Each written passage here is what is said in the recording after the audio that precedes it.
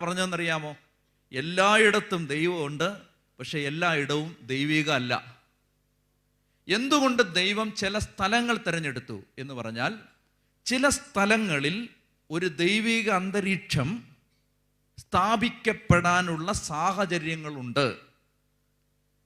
ഈ പ്രത്യേക സ്ഥലത്തൊരു ദേവാലയം നിർമ്മിക്കപ്പെട്ടപ്പോൾ, അല്ലെങ്കിൽ ഒരു ദൈവിക സംവിധാനം ഉണ്ടായപ്പോൾ, അതിൻ്റെ അർത്ഥം ഇവിടെ വന്ന് കരഞ്ഞ് പ്രാർത്ഥിക്കുന്ന ഓരോ മക്കൾക്കും വിമോചനം കിട്ടുന്നതിന്, സമാധാനം കിട്ടുന്നതിന്, ജീവിതത്തെ ദിശാബോധം കിട്ടി മുന്നോട്ട് നയിക്കുന്നതിന് പ്രേരകമായേക്കാവുന്ന ഒരു ദൈവിക അന്തരീക്ഷം ഇവിടെ ഉണ്ടെന്ന് ദൈവം കണ്ടു. പിന്നെ ഇവിടെ അർപ്പിക്കപ്പെട്ട ബലികൾ, ഇവിടെ നടന്ന ശുശ്രൂഷകൾ, ഇവിടെ കരഞ്ഞ മനുഷ്യൻ്റെ കണ്ണുനീര്, ഇവിടെ പ്രഘോഷിക്കപ്പെട്ട വചനങ്ങൾ, ഇതെല്ലാം ഈ അന്തരീക്ഷത്തിലുണ്ട്. ചേർന്ന് പറയാം ഹല്ലേലൂയാ. അതെന്നെ പഠിപ്പിച്ചത് എൻ്റെ ആ കോളനിയിലെ ഒരു പാവപ്പെട്ട ചേട്ടനാണ്. അദ്ദേഹം വന്നിട്ട് എൻ്റെ അടുത്ത് പറഞ്ഞു, അച്ഛാ എനിക്കൊരു കത്ത് തരണം. ഞാൻ പറഞ്ഞു, എന്തിനാണ്? ജോലി, അഡ്മിഷൻ, എന്തിനാണ്? അദ്ദേഹം പറഞ്ഞു, ഒന്നിനുമല്ല, ജോലി ചെയ്യാനും അഡ്മിഷൻ കിട്ടാനും പഠിക്കാനും അങ്ങനെയൊന്നും പറ്റിയ ആളല്ല ഞാൻ. എനിക്ക് ഒരു കത്ത് വേണ്ടത്, അച്ഛൻ ഒരു കത്തിനകത്ത് ഇങ്ങനെ എഴുതി തരണം. എൻ്റെ ഇടവകയിൽപ്പെട്ട ഈ ചേട്ടൻ കത്തോലിക്ക സഭയിലെ അംഗമാണ്, അദ്ദേഹം നല്ല മനുഷ്യനാണ്, അദ്ദേഹത്തിന് വേറെ ഉദ്ദേശങ്ങളൊന്നുമില്ല, അതുകൊണ്ട് നിങ്ങളുടെ വീട്ടിൽ പ്രാർത്ഥിക്കാൻ വരുമ്പോൾ അദ്ദേഹത്തെ കയറ്റാം എന്ന് അദ്ദേഹത്തിൻ്റെ ആത്മീയ പിതാവായ എനിക്ക് ഉറപ്പുണ്ട്. ഇതാണ് കത്തിൻ്റെ ഉള്ളടക്കം. അപ്പോൾ ഈ ചേട്ടൻ ലോട്ടറി കച്ചവടക്കാരനാണ്. ലോട്ടറി കച്ചവടം നടത്തുന്ന ചേട്ടൻ ലോട്ടറി വിൽക്കാനല്ല വീടുകളിൽ പോകുന്നത്. ഉച്ച വരെ ലോട്ടറി വിറ്റിട്ട് ഉച്ച കഴിഞ്ഞ് ആ പോകുന്ന സ്ഥലത്തെ വീടുകളിൽ കയറി ഇദ്ദേഹം പ്രാർത്ഥിക്കും. പ്രാർത്ഥിക്കുന്നത് പണത്തിന് വേണ്ടി അല്ല. പാവപ്പെട്ട വീട്ടിലെ ചേട്ടനാണ്, പക്ഷെ അങ്ങനെയുള്ള മോഹങ്ങളൊന്നുമില്ല. അദ്ദേഹം പറയുന്നത് ഇതാണ്, ഞാൻ എല്ലാ ദിവസവും 4 മണിക്ക് എഴുന്നേറ്റ് കുറേ സമയം ഇരുന്ന് പ്രാർത്ഥിക്കും. അപ്പോൾ ദൈവം എനിക്ക് ചില വെളിപ്പെടുത്തലുകളും ബോധ്യങ്ങളും തരും. എനിക്കിത് ആർക്കെങ്കിലും വേണ്ടി പ്രാർത്ഥിച്ച് ദൈവം തന്ന അനുഗ്രഹം ഞാൻ പകർന്നു കൊടുക്കണം, അതിനുവേണ്ടി ഞാൻ പോകുന്നതാണ്. ഇതാണ് അദ്ദേഹത്തിൻ്റെ. അപ്പം ശുദ്ധമായ മനുഷ്യനാണ്, ശുദ്ധമായ മനസാക്ഷിയുള്ള ആളാണ്. അതുകൊണ്ട് ഞാൻ അദ്ദേഹത്തിന് ഒരു കത്ത് കൊടുത്തു. എന്നിട്ട് ഞാൻ പറഞ്ഞു, ചേട്ടൻ പ്രാർത്ഥിക്കും എന്ന് ഒരു കത്ത് ഞാൻ കൊടുക്കുമ്പോൾ എനിക്കതിനകത്തൊരു ബോധ്യം വരണ്ടേ? അതുകൊണ്ട് ആദ്യത്തെ പ്രാർത്ഥന ഇവിടെ ഈ എൻ്റെ പള്ളിമുറിയിൽ നിന്നിട്ട് ചേട്ടൻ എനിക്ക് വേണ്ടി പ്രാർത്ഥിക്കണം. അപ്പോൾ അദ്ദേഹം പറഞ്ഞു, ഇപ്പോൾ പ്രാർത്ഥിക്കാമെന്ന് പറഞ്ഞിട്ട് അച്ഛൻ എഴുന്നേറ്റ് നിന്നോളുക. ഞാൻ എഴുന്നേറ്റ് നിന്നു. എൻ്റെ മുറിയിൽ നിന്ന ഈ മനുഷ്യൻ കണ്ണുകൾ അടച്ച് കരങ്ങൾ നെഞ്ചോട് ചേർത്ത് വെച്ചിട്ട് ഈ മനുഷ്യൻ ഇങ്ങനെ പ്രാർത്ഥിക്കാൻ തുടങ്ങി. ദൈവമേ, ഈ വൈദികനെ, ഞങ്ങളുടെ ഈ വൈദികനെ നീ അനുഗ്രഹിക്കണമേ. ഞാൻ ഈ വൈദികന് വേണ്ടി പ്രാർത്ഥിക്കുമ്പോൾ ദൈവമേ, ഞാനൊരു കാര്യം തിരിച്ചറിയുന്നു. ഞാനിവിടെ നിന്ന് പോയാലും ശബ്ദ തരംഗങ്ങൾ നശിക്കുന്നില്ല, അതില്ലാതാവുന്നില്ല, അത് അപ്രത്യക്ഷമാവുന്നില്ല, അത് വേറെ എവിടേക്കെങ്കിലും പോകുന്നില്ല. ഈ ശബ്ദ തരംഗങ്ങൾ ഈ അന്തരീക്ഷത്തിൽ കിടക്കും. അദ്ദേഹം പ്രാർത്ഥിക്കുകയാണ് ഇങ്ങനെ. ഈ ശബ്ദ തരംഗങ്ങൾ, ഈ അന്തരീക്ഷത്തിൽ കിടക്കുന്ന ശബ്ദ തരംഗങ്ങൾ ഈ വൈദികന് വേണ്ടി, ഈ വൈദികൻ ജീവിക്കുന്ന കാലം മുഴുവൻ ഈ അന്തരീക്ഷത്തിലിരുന്ന് എൻ്റെ ശബ്ദം, എൻ്റെ പ്രാർത്ഥനയുടെ ശബ്ദം ഈ വൈദികന് വേണ്ടി പ്രാർത്ഥിച്ചു കൊള്ളണമേ. ഞാൻ നടുങ്ങിയിരിക്കുകയാണ്. ഇത് എവിടുന്ന് കിട്ടി ഈ ചേട്ടന്? അക്ഷരാഭ്യാസമില്ലാത്ത, വിദ്യാഭ്യാസമില്ലാത്ത, ഔദ്യോഗിക വിദ്യാഭ്യാസമില്ലാത്ത ഈ മനുഷ്യന് ഈ ജ്ഞാനം എവിടുന്ന് കിട്ടി? സയൻസ് പഠിച്ചവർക്കറിയാം, ഒരു എനർജിയും നശിപ്പിക്കപ്പെടുന്നില്ല, മറ്റേതോ രൂപങ്ങളിലേക്ക് കൺവേർട്ട് ചെയ്യപ്പെടുന്നതേ ഉള്ളൂ. അപ്പം അദ്ദേഹം പറയുകയാണ്, ഉച്ചരിക്കപ്പെട്ട പ്രാർത്ഥനയുടെ വാക്ക് അത് ഉച്ചരിക്കപ്പെട്ട സ്ഥലത്ത് കിടപ്പുണ്ട്. ലോകാവസാനം വരെ ഈ വാക്ക് ഈ അച്ഛന് വേണ്ടി പ്രാർത്ഥിക്കണമേ. ചേർന്ന് പറയാം ഹല്ലേലൂയാ. എന്തോ ഒരു വലിയ ദൈവശാസ്ത്രമാണ്. അപ്പം ഞാൻ ഈ മനുഷ്യനോട് പറഞ്ഞു, ഇത് എവിടുന്ന് കിട്ടി? അദ്ദേഹം പറഞ്ഞു, ഞാൻ വെളുപ്പിനെ 4 മണിക്ക് എഴുന്നേറ്റിരുന്ന് പ്രാർത്ഥിക്കും. അപ്പോൾ ഇത് എനിക്ക് എന്തുകൊണ്ടാണ് കിട്ടാത്തതെന്ന് എനിക്ക് മനസ്സിലായി. ഞാൻ 4 മണിക്ക് എഴുന്നേറ്റ് പ്രാർത്ഥിക്കാറില്ല, അതുകൊണ്ട് പ്രാർത്ഥിക്കുന്നവനത് കിട്ടി.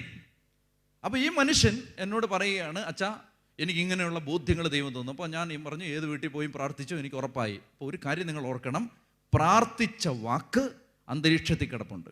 ഇനി നിങ്ങളുടെ വീടെടുക്കുക. നിങ്ങളുടെ വീട്ടിൽ നിങ്ങൾ സംസാരിക്കുന്ന വാക്കുകളെല്ലാം നല്ല വാക്കുകളാണോ? ആണോ? വിശുദ്ധരൊന്നും പെട്ടെന്നങ്ങ് ആവണ്ട. നമുക്ക് ചാവറേച്ചനെ വിപ്രാസയമൊക്കെ ഉണ്ട്, ഇപ്പം ഉടനെ വേണ്ട ആരെയും. ഉടനെ അങ്ങ് പുണ്യാളന്മാരും പുണ്യാളത്തിമാരും ആവണ്ട. സംസാരിക്കുന്ന എല്ലാ വാക്കുകളും വിശുദ്ധമാണോ? അല്ല. ചിന്തിക്കുന്ന എല്ലാ കാര്യങ്ങളും വിശുദ്ധമാണോ? അല്ല. എല്ലാ പ്രവൃത്തികളും വിശുദ്ധമാണോ? അല്ല, തീർച്ചയായിട്ടും അല്ല. അങ്ങനെയാണെങ്കിൽ ഓരോ വീട്ടിലും, നീ താമസിക്കുന്ന ഫ്ലാറ്റിൽ, നീ ഷെയർ ചെയ്ത് താമസിക്കുന്ന നിൻ്റെ ആ വീട്ടിൽ, പലര് കയറി ഇറങ്ങുന്ന നിൻ്റെ ആ വീട്ടിൽ, ഭാര്യയും ഭർത്താവും തമ്മിൽ വഴക്ക് കൂടുന്ന നിൻ്റെ ആ വീട്ടിൽ, പരസ്പരം കുറ്റാരോപണം നടത്തുന്ന നിൻ്റെ ആ വീട്ടിൽ, ഫോണിൽ കൂടി പലരുടെയും കുറ്റം പറയുന്ന നിൻ്റെ ആ വീട്ടിൽ, ഈ വാക്കിൻ്റെ കെട്ട വാക്കിൻ്റെ അശുദ്ധി അവിടെ കിടപ്പുണ്ട്. ഉണ്ട്. അതവിടെ പോകാനാ? അതവിടെ കിടപ്പുണ്ട്. അത് ഇത്രയും കാലം ഇവിടെ ഈ നശിച്ച് വീട്ടിൽ കിടന്ന് മടുത്തു, ഇനി അയലോക്കത്ത് പോകാന്ന് പറഞ്ഞ് അത് പോകത്തൊന്നുമില്ല. വേലക്കാർ ചിലപ്പോൾ നിങ്ങളുടെ ശല്യം സഹിക്കാതെ ഇറങ്ങിപ്പോയെന്ന് വരും, പക്ഷേ ഇതൊന്നും പോകത്തില്ല, അവിടെ കിടക്കും. നീ ജീവിക്കുന്ന കാലത്തോളം ആ കെട്ട വാക്കിൻ്റെ അശുദ്ധി അവിടെ കിടക്കും. അപ്പോൾ ആളുകൾ ചോദിക്കും, ഒരു ദിവസം ഇപ്പോൾ പ്രാർത്ഥിച്ചില്ല, ഇപ്പം എന്നാ? ഒരു ദിവസം കുടുംബ പ്രാർത്ഥന നടത്തിയില്ലേ എന്നാ? ഒരു ദിവസം കുടുംബത്തിൽ പ്രാർത്ഥിച്ചില്ലെങ്കിൽ ഇപ്പം എന്താ? ഒന്നുമില്ല. നീ പറഞ്ഞതിൻ്റെ ചെയ്തതിൻ്റെ എല്ലാം ശിഷ്ടഭാരം തലയ്ക്ക് മീതെ കിടപ്പുണ്ട്, അതോടെ കിടക്കും. അത്രേ ഉള്ളൂ. അതുകൊണ്ട് പ്രഭാഷകൻ 27:3 ഒരു ദൈവവചനമുണ്ട്. ദൈവഭക്തിയിൽ ദൃഢതയും തീഷ്ണതയും ഇല്ലാത്തവൻ്റെ വീട് അതിവേഗം നശിച്ചു പോകും. അതിൻ്റെ കാരണം ഇതാ. ദൈവഭക്തിയിൽ ദൃഢതയും തീഷ്ണതയും ഇല്ലാത്തവൻ്റെ ഭവനം അതിവേഗം നശിച്ചു പോകും. അതിൻ്റെ കാരണം എന്താണ്? അതിൻ്റെ കാരണം ഇതാണ്. ദൈവഭക്തി ഇല്ലാത്തവൻ്റെ വീട്ടിൽ ഒരുപാട് അശുദ്ധി കിടപ്പുണ്ട്. ഈ അശുദ്ധി എങ്ങനെ പോകും? പ്രാർത്ഥിച്ച്, യേശുവിൻ്റെ നാമം പറഞ്ഞ് പ്രാർത്ഥിച്ച് വിശുദ്ധീകരിക്കുന്ന സമയത്താണ് ഈ അശുദ്ധി പോകുന്നത്. എല്ലാ ദിവസവും ദൈവവചനം വായിക്കുകയും, എല്ലാ ദിവസവും കുടുംബത്തിൽ പ്രാർത്ഥിക്കുകയും, എല്ലാ ദിവസവും പാട്ടുപാടുകയും, എല്ലാ ദിവസവും ദൈവത്തെ ആരാധിക്കുകയും ചെയ്യുന്ന മനുഷ്യരുടെ കുടുംബത്തിൽ പ്രാർത്ഥനയുടെ ഒരു വാക്ക് കിടപ്പുണ്ട്. അത് നിന്റെ കുടുംബത്തെ വിശുദ്ധീകരിക്കും. കുടുംബ പ്രാർത്ഥന ഇല്ലാത്തവൻ്റെ വീട്ടിലോ അതില്ല.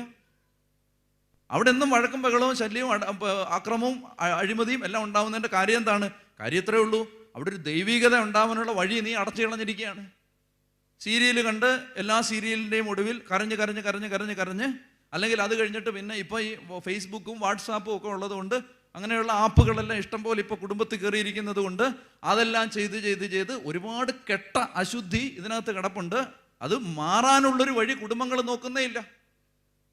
ചേർന്ന് പറഞ്ഞേ ഹല്ലേലൂയ, ഹല്ലേലൂയ. പ്രിയപ്പെട്ട സഹോദരങ്ങളെ, ഇതറിയാവുന്ന ദൈവം ഒരു കാര്യം തീരുമാനിച്ചു. ചില സ്ഥലങ്ങൾ ഉണ്ടാവണം. എല്ലാ സ്ഥലത്തും ദൈവം ഉണ്ടെങ്കിലും എല്ലാ സ്ഥലവും ദൈവികമല്ലാത്തത് കൊണ്ട് ചില സ്ഥലങ്ങൾ ഉണ്ടാവണം. എന്തിന്? നെഞ്ചു പൊട്ടിക്കരയുന്ന മനോവേദനയുടെ നടുവിൽ ഒരു മനുഷ്യൻ വന്ന് മുട്ടുകുത്തുമ്പോൾ അവൻ്റെ തലയ്ക്ക് മീതെ കിടക്കുന്ന ശാപത്തിൻ്റെ ചരട് പൊട്ടിപ്പോവാൻ വിശുദ്ധി നിറഞ്ഞു നിൽക്കുന്ന ഒരു ഇടം വേണം. അതിന് സ്ഥാപിക്കപ്പെട്ട സ്ഥലത്തിൻ്റെ പേരാണ് ദേവാലയം. അതുകൊണ്ട് ദേവാലയം ദൈവം തെരഞ്ഞെടുത്തതാണ്. അതാണ് ഒന്നാമത്തെ കാര്യം. നിയമാവർത്തനം 12:5 ദൈവം പറഞ്ഞു, നിന്റെ ദൈവമായ കർത്താവ് തെരഞ്ഞെടുത്ത സ്ഥലം ഏതാണെന്ന് അന്വേഷിച്ച് നീ അവിടെ പോണം. അതാണ് രണ്ടാമത്തെ കാര്യം. നീ അവിടെ പോണം. അങ്ങൊരു സ്ഥലം ഉണ്ടെന്ന് പറഞ്ഞ് വീട്ടിൽ ഇരുന്നാൽ പോരാ, നീ അവിടെ പോണം. ദൈവം തൻ്റെ നാമം സ്ഥാപിക്കാനും നിന്നെ അനുഗ്രഹിക്കാനും തിരഞ്ഞെടുത്തിരിക്കുന്ന സ്ഥലം ഏതാണെന്ന് അന്വേഷിച്ച് നീ അവിടെ പോകണം.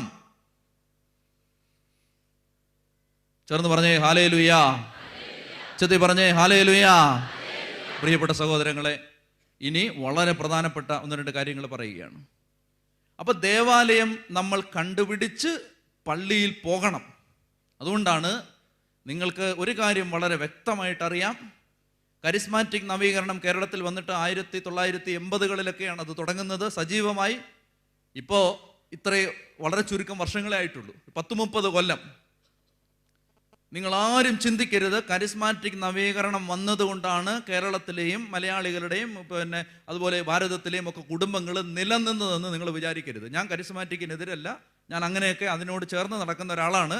പക്ഷേ ആരും ചിന്തിക്കരുത് നവീകരണം വന്നതുകൊണ്ടാണ് കേരളത്തിലെ കുടുംബങ്ങൾ നശിക്കാൻ നിന്ന് നിങ്ങൾ ചിന്തിക്കരുത്. അതിന് വേറൊരു കാരണമുണ്ട്. ഈ നവീകരണവും ഈ ശുശ്രൂഷകളും ഈ പ്രാർത്ഥനകളും ഈ സ്തുതിപ്പും ആരാധനകളും എല്ലാം വരുന്നതിന് മുമ്പ് ഇവിടെ ഒരു തലമുറയുണ്ടായിരുന്നു.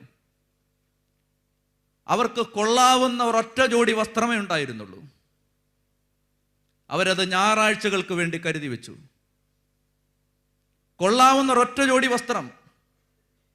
ഏതെങ്കിലും ഒരു പഴയ ട്രങ്ക് പെട്ടിയിൽ അവർ ഞായറാഴ്ച കുർബാന കഴിഞ്ഞ് വന്നാൽ ഉടനെ ആ വൃത്തിയുള്ള വസ്ത്രം കഴുകി വൃത്തിയാക്കി തേച്ച് അത് വീണ്ടും മടക്കി വെച്ചു. എന്നിട്ട് ശനിയാഴ്ച വൈകുന്നേരം എടുത്ത് ഒന്നുകൂടെ പരിശോധിച്ചിട്ട് എല്ലാവരും ഉണരുന്നതിന് മുമ്പേ കുടുംബത്തിൽ നിന്ന് കുളിച്ച് വൃത്തിയായി ഈ വസ്ത്രവും ധരിച്ച് അവർ ദേവാലയങ്ങളിലേക്ക് പോയി. നാട്ടുംപുറത്തും കുന്നിൻ ചെരുവുകളിലുമുള്ള ഗ്രാമീണ ദേവാലയങ്ങളിലേക്ക് ഇറവെള്ളം വീഴുന്ന പുലരികളിൽ നാട്ടുപാതകളിലൂടെ മുള്ളും മരടും മൂർഖനും പതിയിരിക്കുന്ന കാട്ടുവഴികളിലൂടെയൊക്കെ നടന്ന പാവം മനുഷ്യര് ഓലമേഞ്ഞതോ ഓടുമേഞ്ഞതോ ആയ പഴയ കുന്നിൻ ചെരുവിലുള്ള ആ ദേവാലയങ്ങളിലെത്തി. കുടിയേറ്റക്കാരായ മനുഷ്യര്, നാട്ടുപ്രദേശങ്ങളിൽ കൃഷി ചെയ്ത് ജീവിച്ച നമ്മുടെ പൂർവികരായ മനുഷ്യര്, പാവപ്പെട്ടവരായ നമ്മുടെ മനുഷ്യര്, നമ്മുടെ പൂർവ്വപിതാക്കന്മാർ, മാതാപിതാക്കന്മാർ, അവർ ദേവാലയങ്ങളിലെത്തി. ബലി തുടങ്ങുന്നതിന് മുമ്പേ അവർ പള്ളിയിലെത്തി. പള്ളിയിൽ ചെന്ന് മുട്ടുകുത്തി ജീവിതത്തിൽ അനുദിനം വേട്ടയാടുന്ന എണ്ണിയാലൊടുങ്ങാത്ത സങ്കടങ്ങളും ദുഃഖങ്ങളും അവർ ആ ബലിപീഠത്തെ നോക്കി, ആ ബലിപീഠത്തിന്റെ പിന്നിലെല്ലാം കണ്ടുകൊണ്ട്, കണ്ണു നിറഞ്ഞുകൊണ്ട്, ചങ്ക് തകർന്നുകൊണ്ട് ഒരു ദൈവം നിൽക്കുന്നുണ്ടെന്ന അബോധമായൊരു തിരിച്ചറിവിന്റെ നേരിൽ അവിടെ നിന്നവർ കരഞ്ഞു. എന്നിട്ട് പറഞ്ഞു, മലേറിയയും വസൂരിയും കോളറയും മാറാരോഗങ്ങളും മരണവും തീരാദുഃഖങ്ങളും വറുതിയും ദാരിദ്ര്യവും ഒക്കെ വേട്ടയാടിയ പാവപ്പെട്ട ഒരു കുടുംബത്തിന്റെ കുടുംബനാഥനാണ്, അമ്മയാണ് ഞങ്ങളെന്ന് പറഞ്ഞ് കർത്താവിന്റെ ബലിപീഠത്തിലേക്ക് നോക്കി പൊട്ടിക്കരഞ്ഞ ഒരു തലമുറയുടെ ബാക്കിയാണ് ഇവിടെ കിട്ടിയ അനുഗ്രഹം. ഞാനിവിടെ നിൽക്കുന്നെങ്കിൽ, നിങ്ങൾ ഇവിടെ ഇരിക്കുന്നെങ്കിൽ, നിങ്ങൾക്ക് എന്തെങ്കിലും സുഹൃതമോ നന്മയോ ജീവിത വഴികളിൽ ബാക്കിയായിട്ടുണ്ടെങ്കിൽ അതാരുടേത്? പോയ കാലത്തൊരു തലമുറയുണ്ടായിരുന്നു. തീരാദാരിദ്ര്യത്തിന്റെയും വറുതിയുടെയും ദുഃഖങ്ങളുടെയും നടുവിലും ഏത് കഷ്ടപ്പാടിലും മഴയായാലും വെയിലായാലും ദൈവത്തെ അന്വേഷിച്ചു പോയ ആ തലമുറ ബാക്കി വെച്ച പുണ്യത്തിന്റെ ബാക്കിയേ നമുക്കുള്ളൂ. അവർക്കറിയാമായിരുന്നു അനുഗ്രഹിക്കപ്പെടാൻ ഒരു സ്ഥലമുണ്ട്, അവിടെ പോകണം. അതുകൊണ്ട് ഒരു കുടിയേറ്റ സ്ഥലത്ത് ആദ്യം ചെന്നപ്പോൾ അവർ വെച്ചത് പള്ളിക്കൂടമല്ല, അവർ വെച്ചത് ആശുപത്രിയല്ല, അവർ 4 ഓലക്കീറ് മുറിച്ച് അവരൊരു പള്ളി വെച്ചു. അതിന്റെ കാരണം അവർക്കറിയാമായിരുന്നു, പള്ളിയുണ്ടായാൽ വീടുണ്ടാവും, വീടുണ്ടായാൽ പള്ളി ഉണ്ടാവണമെന്നില്ല. ചേർന്ന് പറയാം ഹല്ലേലൂയാ, ഹല്ലേലൂയാ, സ്വരമുയർത്തി ഹല്ലേലൂയാ. പ്രിയപ്പെട്ട സഹോദരങ്ങളെ, അതുകൊണ്ട് നിങ്ങൾ എവിടെ ചെന്നാലും, നിങ്ങൾ എവിടെയായാലും നിങ്ങളുടെ അനുഗ്രഹം കിടക്കുന്നത് ദൈവം നിങ്ങൾക്ക് വേണ്ടി തെരഞ്ഞെടുത്ത ഒരു ദേവാലയവുമായി ബന്ധപ്പെട്ട് മാത്രമാണ്. ഇനി ഇവിടെ ഒരു കാര്യം പ്രത്യേകം ശ്രദ്ധിക്കണം, താൽക്കാലികമായ ചില നേട്ടങ്ങൾ അതില്ലെങ്കിലും ഉണ്ടാവും. എന്ന് പറഞ്ഞാൽ നിങ്ങൾ പള്ളിയിൽ വരാതിരുന്നാലും, നിങ്ങൾ ദൈവത്തെ ആരാധിക്കാതിരുന്നാലും, നിങ്ങൾ പ്രാർത്ഥിക്കാതിരുന്നാലും, നിങ്ങൾ ദൈവത്തെ മറന്നാലും, നിങ്ങൾ നിങ്ങളുടെ ഹോസ്റ്റലിലോ ഫ്ലാറ്റുകളിലോ ജോലിസ്ഥലത്തോ ഒക്കെ മുഴുവൻ സമയവും ജീവിതത്തിൻ്റെ വ്യഗ്രതകൾക്കിടയിൽ ജീവിച്ചാലും താൽക്കാലികമായ ചില നേട്ടങ്ങളൊക്കെ ഉണ്ടാവും. അതിന് സംശയമൊന്നും വേണ്ട. പള്ളി വരാത്തവരെല്ലാം നശിച്ചു പോയി എന്നൊന്നും പറയാനുള്ള അങ്ങനെയുള്ള ആശയപരമായ ബുദ്ധിയുടെ പാപ്പരത്വമൊന്നും എനിക്കില്ല. അവരൊക്കെ വളരും. പക്ഷെ നിങ്ങൾ ഒരു കാര്യം കൃത്യമായിട്ട് അറിഞ്ഞിരിക്കണം, നിലനിൽക്കുന്ന ഒരു അനുഗ്രഹം എന്നൊരു സങ്കല്പമുണ്ട്. നിലനിൽക്കുന്ന ഒരു അനുഗ്രഹം, അതാർക്ക്? ഒരൊറ്റ തലമുറ കൊണ്ട് തീരുന്ന ജീവിതമൊന്നും അല്ല നമ്മുടേത്. തലമുറകളായി പടർന്നു കിടക്കുന്ന ഒരു അനുഗ്രഹത്തിൻ്റെ വേര് കുടുംബങ്ങളിലേക്ക് പകരപ്പെടണമെങ്കിൽ ഒരു കാര്യത്തിൽ എനിക്ക് നല്ല കൃത്യതയുണ്ട്, നീ ദേവാലയവുമായി ബന്ധപ്പെട്ട് തന്നെ ജീവിക്കണം. ചേർന്ന് പറയാം ഹല്ലേലൂയാ. അതുകൊണ്ട് നമ്മൾ ഇനിയും അതിൻ്റെ കുറച്ച് ആഴങ്ങളിലേക്ക് പോവുകയാണ്. എന്തിനാണ് പള്ളി, ദേവാലയം എന്തിന്? നിങ്ങൾ വളരെ കൃത്യതയോടുകൂടി ഇത് മനസ്സിലാക്കണം. 2 ദിനവൃത്താന്തം 7-ാം അധ്യായം 12 മുതലുള്ള തിരുവചനം. ദിനവൃത്താന്ത പുസ്തകം 2-ാം പുസ്തകം 7-ാം അധ്യായം 12 മുതലുള്ള തിരുവചനം. എല്ലാവരും ഒന്ന് എഴുന്നേറ്റേ. നമ്മൾ ആ വചനത്തിലേക്ക് പോകുന്നതിന് മുമ്പ് നമുക്ക് കുറച്ചുകൂടി ഒരു കൃപ ആവശ്യമുണ്ട്. പ്രിയപ്പെട്ടവരെ, ദേവാലയവുമായി ബന്ധപ്പെട്ട അനേകം തെറ്റിദ്ധാരണകൾ, അല്ലെങ്കിൽ എപ്പോഴെങ്കിലുമൊക്കെ വന്നാൽ മതി, സൗകര്യമുള്ളപ്പോൾ, സമയമുള്ളപ്പോൾ, നമുക്ക് ഏതെങ്കിലും തരത്തിൽ ബുദ്ധിമുട്ടൊന്നും ഇല്ലാത്തപ്പോൾ പള്ളിയെ വന്നാൽ മതി എന്നൊരു തെറ്റിദ്ധാരണ നമ്മുടെ കാലത്ത് പടർന്നിട്ടുണ്ട്. പ്രിയപ്പെട്ടവരെ, സത്യസന്ധമായി വചനം ഗ്രഹിക്കുമ്പോൾ തന്നെ നിങ്ങളുടെ കുടുംബത്തെ അനുഗ്രഹം വരും. നിങ്ങൾ ഈ കാര്യത്തിൽ ബോധ്യപ്പെട്ടാൽ തന്നെ നിങ്ങളുടെ കുടുംബത്തെ അനുഗ്രഹം വരും. നിങ്ങളൊരു തീരുമാനം എടുക്കുമ്പോൾ തന്നെ നിങ്ങളുടെ കുടുംബത്തിലേക്ക് അനുഗ്രഹം വരും. കണ്ണുകൾ അടയ്ക്കാം. കർത്താവിൻ്റെ ആലയത്തെ വിശുദ്ധിയോടെ കാണാൻ, കർത്താവിൻ്റെ ആലയത്തിൽ വിശുദ്ധിയോടെ വ്യാപരിക്കാനുള്ള ഒരു അഭിഷേകം കുടുംബത്തിൽ നിറയുന്നതിന് വേണ്ടി നമുക്ക് ആഗ്രഹിച്ച് പ്രാർത്ഥിക്കാം. എല്ലാവരും കരങ്ങൾ കൂപ്പുന്നു, കണ്ണുകൾ അടയ്ക്കുന്നു. പ്രിയപ്പെട്ടവരെ, ഈ നിമിഷങ്ങളിൽ ഇങ്ങനെ പ്രാർത്ഥിക്കുക: കർത്താവേ, നിന്റെ ആലയം നീ എനിക്ക് വേണ്ടി തിരഞ്ഞെടുത്തതാണ്. ഞാൻ കാല് ചവിട്ടി നിൽക്കുന്ന ഈ ആലയം നീ എൻ്റെ വിമോചനത്തിന് വേണ്ടി തിരഞ്ഞെടുത്തതാണ്. എന്നെ അറിയാത്ത ഒരു സ്ഥലത്ത്, ഞാൻ എൻ്റെ ജീവിതത്തിൽ സ്വപ്നം കണ്ടിട്ടില്ലാത്തൊരു സ്ഥലത്ത്, ഞാൻ എൻ്റെ ജീവിതത്തിൽ പ്രത്യേകിച്ച് ഇതിൻ്റെ സൗകര്യങ്ങൾ മെച്ചപ്പെടുത്തുന്നതിന് വേണ്ടി ഒന്നും ചെയ്തിട്ടില്ലാത്ത ഒരു സ്ഥലത്ത്, ഞാനിവിടെ എത്തുന്നതിന് എത്രയോ കാലം മുമ്പ് എൻ്റെ വരവും കാത്ത് ഒരു ദേവാലയം നീ ഒരുക്കി വെച്ചു. ഞാനിവിടെ വരുമ്പോൾ, ഞാനിവിടെ വന്ന് മുട്ടുകുത്തുമ്പോൾ, ഞാനിവിടെ വന്ന് ആരാധിക്കുമ്പോൾ എൻ്റെ കുടുംബത്തിലെ ഓരോ സങ്കടങ്ങളിലേക്കും നീ ഇടപെടാനായി, നീ എന്നെ അനുഗ്രഹിക്കാനായി ഒരാലയം കരുതി വെച്ചു. ഈ ആലയത്തിൽ വന്ന് പ്രാർത്ഥിച്ചപ്പോൾ നീ എനിക്ക് അനേകം അനുഗ്രഹങ്ങൾ തന്നു. ഈ ആലയത്തിൽ നിന്ന് അനേകം കൃപകൾ എൻ്റെ കുടുംബം സ്വീകരിച്ചു. ഞാൻ അറിയാത്ത വഴികളിലൂടെ, ഞാൻ പ്രാർത്ഥിക്കാത്തപ്പോഴും ഈ ആലയം എനിക്ക് വേണ്ടി പ്രാർത്ഥിച്ചു. ഞാൻ പ്രാർത്ഥിക്കാൻ മടുപ്പ് കാണിച്ചപ്പോൾ ഈ ആലയം എനിക്ക് വേണ്ടി കരങ്ങൾ ഉയർത്തി. കർത്താവിൻ്റെ സന്നിധിയിൽ നിന്നുകൊണ്ട് പ്രിയപ്പെട്ടവർ, കൃപ വർഷിക്കപ്പെടാൻ ആഗ്രഹിക്കുക. എല്ലാവരും ഒരു ഹൃദയത്തിലൊരു തീരുമാനമെടുക്കുക: എൻ്റെ അനുഗ്രഹം കിടക്കുന്നത് ഈ പള്ളിക്കകത്താണ്. അത് നിങ്ങൾ ഇപ്പോൾ വിശ്വസിക്കുക. നിന്റെ അനുഗ്രഹം കിടക്കുന്നത് ഈ പള്ളിക്കകത്താണ്. നീ ഇന്ന് വന്ന് ദൈവത്തിൻ്റെ വചനം കേൾക്കുന്ന ഈ ദേവാലയത്തിലും ഈ ദേവാലയ പരിസരങ്ങളിലുമാണ് നിന്റെ അനുഗ്രഹം കിടക്കുന്നത്. നീ അനുഗ്രഹിക്കപ്പെടാൻ പോകുന്നത് ഇവിടെയാണ്. നിന്റെ രോഗം സൗഖ്യപ്പെടുന്നത് ഇവിടെയാണ്. നിന്റെ രോഗം സഹിക്കാനുള്ള ശക്തി നിനക്ക് കിട്ടുന്നത് ഇവിടെയാണ്. നിന്റെ ബുദ്ധിമുട്ടുകൾക്ക് നടുവിലും വിശ്വാസം പതറാതെ മുന്നോട്ട് പോകാൻ നിന്നെ സഹായിക്കുന്ന വിശുദ്ധ ഇടം ഇതാണ്. അത് നീ ഹൃദയത്തിൽ വിശ്വസിക്കുക. കർത്താവേ, അങ്ങയുടെ മക്കൾ അങ്ങയുടെ മുമ്പിൽ സ്നേഹത്തോടെ നിൽക്കുന്നു. ദൈവത്തിൻ്റെ ആത്മാവേ, അഭിഷേകമായി നീ വന്ന് നിറയണമേ. പാവനാത്മാവായ ദൈവമേ, ജെറുസലേമിൽ വെച്ച് നീ സാന്ത്വനം അനുഭവിക്കും എന്നരുളി ചെയ്ത നിന്റെ വചനപ്രകാരം ജെറുസലേം പുതിയ ദേവാലയം, ആ ദേവാലയത്തിൽ വെച്ച് നീ മക്കളെ ആശ്വസിപ്പിക്കണമേ. കർത്താവായ ദൈവമേ, അനേകം ദുഃഖങ്ങളുടെ നടുവിൽ നിന്റെ മക്കൾ നിൽക്കുന്നു. ഈ ആലയത്തിൽ വെച്ച് നീ അവരെ അനുഗ്രഹിക്കണമേ. ഈ ആലയത്തിൽ വെച്ച് നിന്റെ അഭിഷേകം അവരിലേക്ക് നിറയണമേ. ഈ ആലയത്തിൽ വെച്ച് നിന്റെ ശക്തമായ ഇടപെടൽ അവരിൽ ഉണ്ടാകണമേ. കർത്താവായ ദൈവമേ, നിന്റെ സ്നേഹം കൊണ്ട് ഇവരെ നീ അഭിഷേകം ചെയ്യണമേ. കർത്താവായ ദൈവമേ, ഇപ്പോൾ വലിയ ദുഃഖഭാരത്തോടെ അനേകം മക്കൾ ഇവിടെ നിൽക്കുന്നുണ്ട്. കുടുംബത്തെ ഓർത്തവർ ഭാരപ്പെടുന്നുണ്ട്. ജീവിത പങ്കാളിയെ ഓർത്തവർ വേദനിക്കുന്നുണ്ട്. മക്കളെ ഓർത്തവർ കരയുന്നുണ്ട്. ജോലി നഷ്ടപ്പെട്ടതിൻ്റെ വേദന അവരുടെ മനസ്സിലൊരു നീറ്റലായി അവശേഷിക്കുന്നുണ്ട്. കുടുംബത്തെയും നാടിനെയും പിറന്ന സ്ഥലത്തെയും ഒക്കെ ഓർത്ത് വേദനിക്കുന്നവരുണ്ട്. കർത്താവായ ദൈവമേ, അങ്ങയുടെ ആലയത്തിൽ വെച്ച് അവിടുന്ന് അഭിഷേകം നൽകണമേ.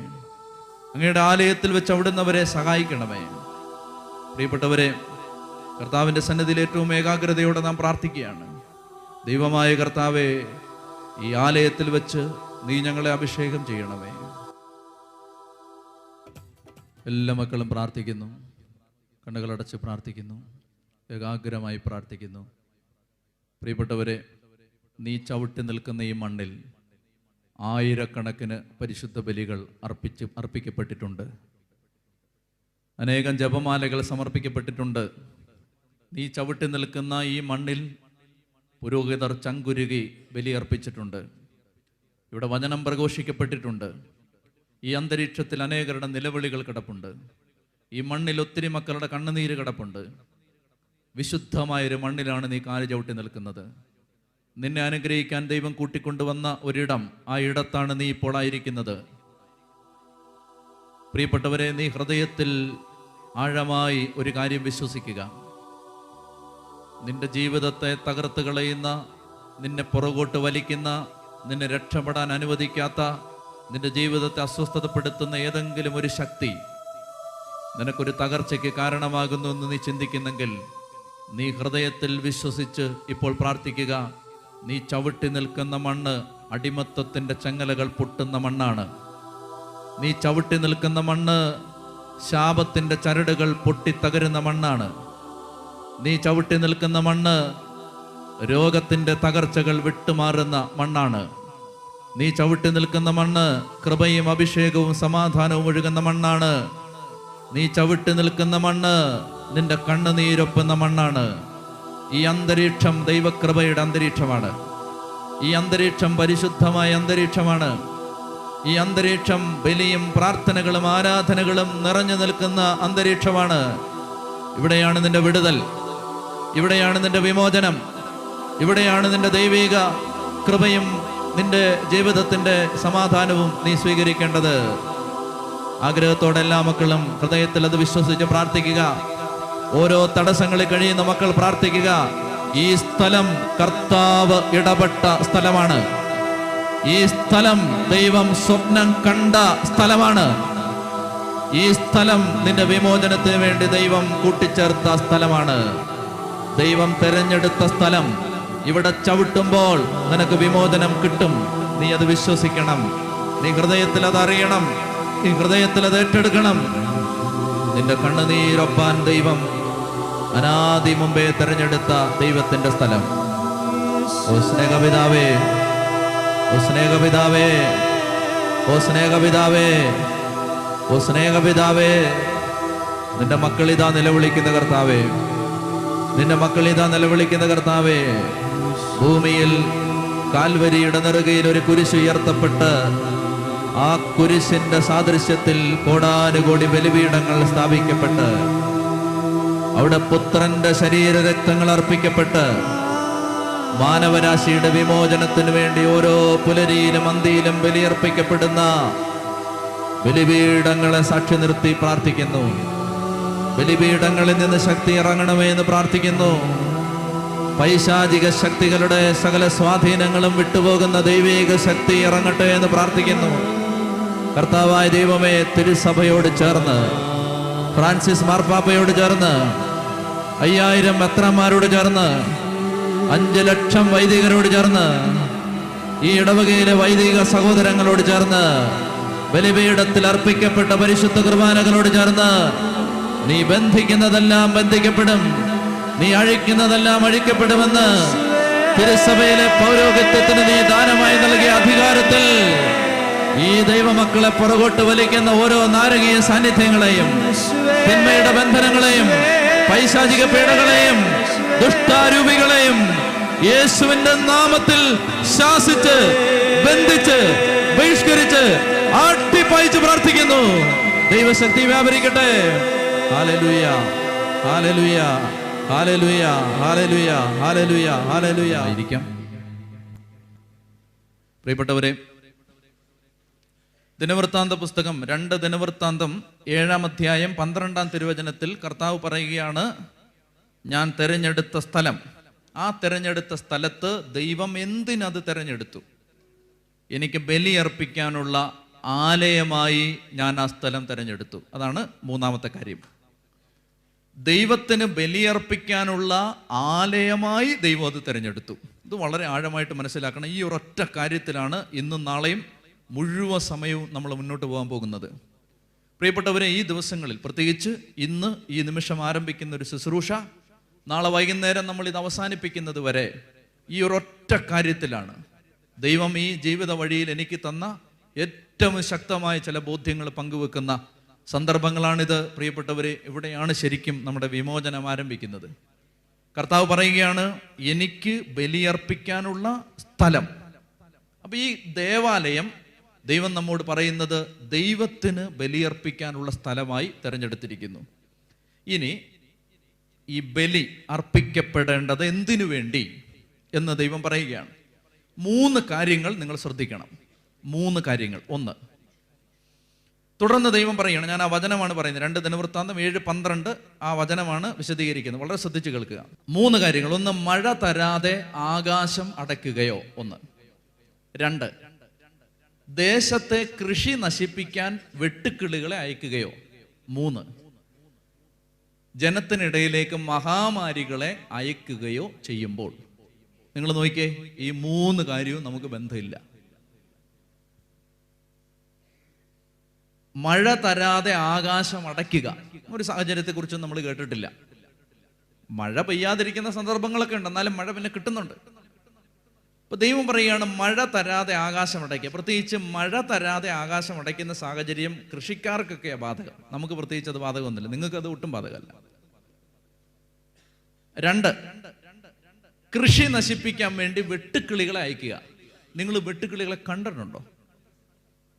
വെട്ടുപോത്തുകളെ കണ്ടിട്ടുണ്ട് വീട്ടിൽ, പക്ഷെ വെട്ടുക്കിളികളെ നമ്മളാരും കണ്ടിട്ടില്ല. കണ്ടിട്ടുണ്ടോ? മോനെ, നീ കണ്ടിട്ടുണ്ടോ? ഇല്ല, ആരും കണ്ടിട്ടില്ല. മക്കളെ, നിങ്ങൾ പോലും കണ്ടിട്ടുണ്ടോ? പൊന്നമ്മയുടെ പേര് പറയരുത്. വെട്ടുക്കിളികളെ നമ്മൾ കണ്ടിട്ടില്ല. അപ്പോൾ കർത്താവ് പറയുകയാണ് വെട്ടുക്കിളികളെ അയക്കും. നമുക്ക് ബാധകമല്ല, നമ്മൾ വെട്ടുക്കിളികളൊന്നും കണ്ടിട്ടില്ല. 3, മഹാമാരികളെ അയക്കും. എബോളയൊക്കെ ഉണ്ട് ഒരു സൈഡിൽ, എന്നാലും നമുക്ക് അങ്ങനെ അത്രയും ശക്തമായിട്ട് അതൊന്നും ബാധകമല്ല. ബാധകമല്ലെന്ന് നമ്മൾ വിചാരിക്കുകയാണ്. നമുക്കിതൊന്നും ബാധകമല്ലെന്ന് നമ്മൾ വിചാരിക്കുകയാണ്. ബാധകമാണ്. ശ്രദ്ധിച്ചോ. 1, സമയാസമയങ്ങളിൽ ഭൂമിയിൽ മഴയുണ്ടാവണം എന്നതാണ് ദൈവനിശ്ചയം. മഴ തരാതെ ആകാശം അടയ്ക്കുക എന്ന് പറഞ്ഞാൽ അതിനെ ഒറ്റ വാക്കിൽ വിളിക്കാവുന്ന പേരാണ് പണിഷ്മെന്റ്. പണിഷ്മെന്റ്, ശിക്ഷ. 2, കൃഷി ചെയ്ത് നിന്റെ നെറ്റിയിലെ വിയർപ്പ് കൊണ്ട് കൃഷി ചെയ്ത് ജീവിക്കണം എന്നാണ് ഏദൻ തോട്ടത്തിൽ വെച്ച് പുറത്താക്കപ്പെട്ട മനുഷ്യന് ദൈവം നൽകിയ നിയോഗം. അധ്വാനിച്ച് ജീവിക്കണം. വചനം പറയുകയാണ്, ഞാൻ കൃഷി നശിപ്പിക്കാൻ വെട്ടുക്കിളികൾ അയക്കുമെന്ന് പറഞ്ഞാൽ നിന്റെ വരുമാനത്തിൻ്റെ വഴി ഞാൻ അടയ്ക്കും. അതും ഒരു സാധാരണ സംഭവമല്ല. ജോലി കിട്ടാത്തതിനെ ഇവിടെ പരാമർശിക്കണ്ട എന്ന് പറഞ്ഞാൽ ജീവിതകാലം മുഴുവൻ ഒരു വരുമാനത്തിൻ്റെ വഴിയില്ലാതെ അടഞ്ഞു പോകുന്ന അവസ്ഥ. അതിനെ മനസ്സിലാക്കിയാൽ മതി. അതും ഒരു നോർമൽ കേസ് അല്ല. This is N abnormal situation and which is A punishment. Clear.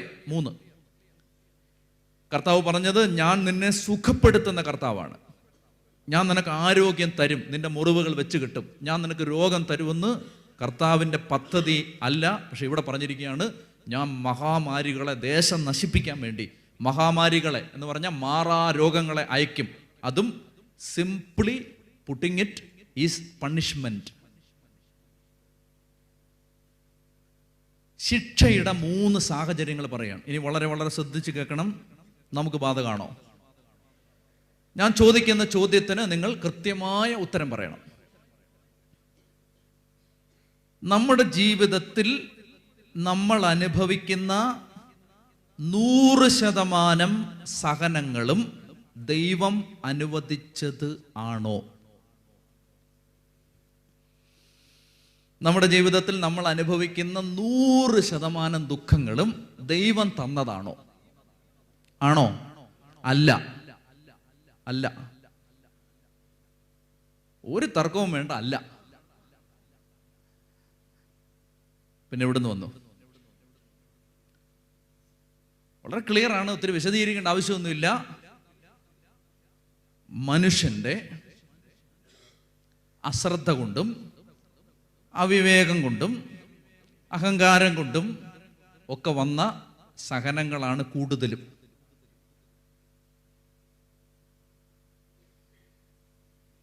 കൂടുതലും അങ്ങനെയാണ്. കൂടുതലും.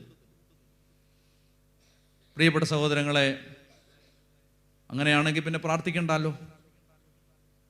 പ്രാർത്ഥിക്കണ്ടെന്നല്ല, വളരെ വളരെ ശ്രദ്ധിച്ച് കേട്ടോളുക. ദൈവം പറയുകയാണ്, നിന്റെയോ നിന്റെ മാതാപിതാക്കളുടെയോ നിന്റെ കുടുംബത്തിൻ്റെയോ ജീവിത സാഹചര്യത്തിൽ കാത് തുറന്ന് കേട്ടോണം. കുട്ടിച്ചെറുത്താന്മാർക്ക് ഒരു സൂക്കേടുണ്ട്. നല്ല കാര്യങ്ങൾ വരുമ്പോൾ കാതടച്ചുകളെ, എന്നിട്ട് വീട്ടിലെ പശുവിനെയും കാളയൊക്കെ ഓർമ്മിപ്പിക്കും. ശ്രദ്ധിച്ച് കേട്ടോണം. നിന്റെയോ നിന്റെ മാതാപിതാക്കളുടെയോ നിന്റെ തലമുറകളുടെയോ അവിവേകം കൊണ്ട് വന്ന തിന്മകളുണ്ട് കുടുംബങ്ങളിൽ.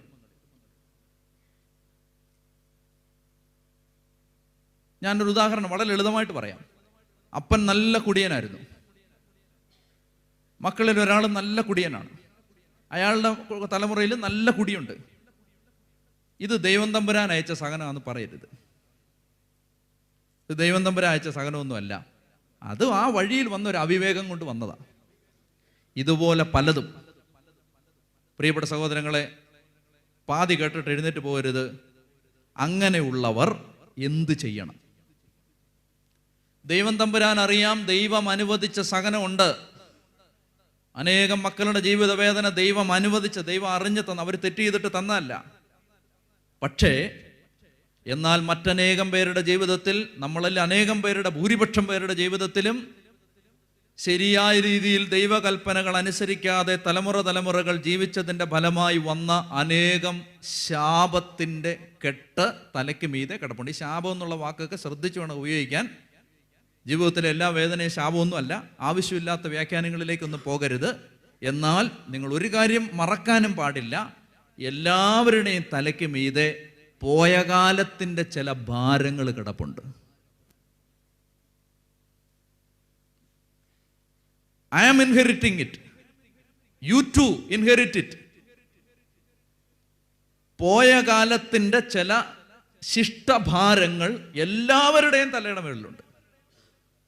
ദൈവം പറയുകയാണ്, ഇത് മാറ്റണ്ടേ, ഇത് പോവണ്ടേ, ഇത് അടുത്ത തലമുറയിലേക്ക് പോകാൻ പാടുണ്ടോ, ഇതിവിടെ വെച്ച് മുറിക്കണ്ടേ, ഈ ചങ്ങല പൊട്ടിക്കണ്ടേ, ഈ തകർച്ചയുടെ അടിവേര് മുറിക്കണ്ടേ, ഈ ശാപത്തിന്റെ കെട്ട് പൊട്ടിച്ച് തകർത്ത് കളയണ്ടേ, നിന്റെ മക്കൾ അതിൻ്റെ നോവ് ഭാരം തലയ്ക്ക് മീതെ ചുമന്ന് നടക്കാതിരിക്കാനുള്ള ഗതികേടിലേക്ക് അവരെ തള്ളിവിടാതിരിക്കണ്ടേ.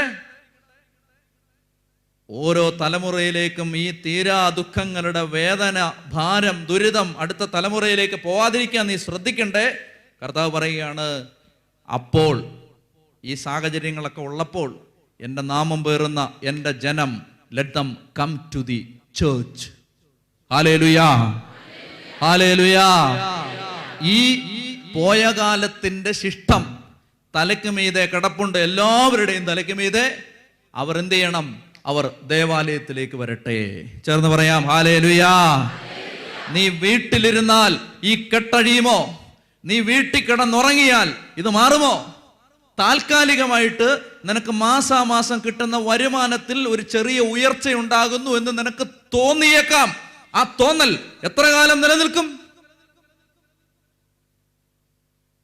താൽക്കാലികമായി നിന്റെ റബ്ബർ തോട്ടവും നിന്റെ ജീവിതത്തിലെ മറ്റ് സാഹചര്യങ്ങളും വരുമാനവും ബാങ്ക് ബാലൻസും ഒക്കെ കൂടുന്നു എന്ന് തോന്നാം. കോടികളുടെ ആസ്തി കയ്യിൽ പിടിച്ചുകൊണ്ടിരുന്നിട്ട് നിനക്ക് നിന്റെ ജീവിതത്തിന്റെ മൈന്യൂട്ടായ ഒരു ഡീറ്റെയിൽ തിരുത്തി എഴുതാൻ പറ്റുമെങ്കിൽ വാ. ഒരു മകളെ കൊണ്ട് മുമ്പിലേക്ക് നിർത്തിയിട്ട് കോളേജിൽ വന്ന് പൊട്ടിക്കരയുന്ന ഒരപ്പൻ, വലിയ റിയൽ എസ്റ്റേറ്റുകാരൻ, വലിയ കോടീശ്വരൻ വന്നിട്ട് എൻ്റെ അടുത്ത് പറയാണ്, ചോദിക്കനോട് കോടികൾ ഞാൻ തരാം, ഒന്ന് ശരിയാക്കി തരാമോ, ഒന്ന് നേരെയാക്കി തരാമോ?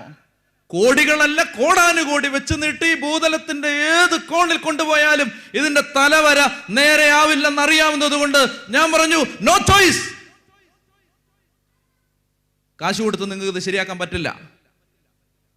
അല്ലെങ്കിൽ തന്നെ കാശ് കൊടുത്ത് ശരിയാക്കാൻ പറ്റുന്ന എത്ര കാര്യമാണ് ജീവിതത്തിലുള്ളത്? ദൈവം പറയുകയാണ്, ദൈവം ഒരു സ്ഥലം തിരഞ്ഞെടുത്തു. എളിമയോടെ വന്ന് കർത്താവിൻ്റെ മുമ്പിൽ വന്ന് കുമ്പിട്ട് നിന്ന് കരയാൻ ഒരിടം ദൈവം തന്നു. എന്തിന്? ചില ചരടുകൾ നിനക്ക് മുറിക്കാനുണ്ട്. അടിമത്ത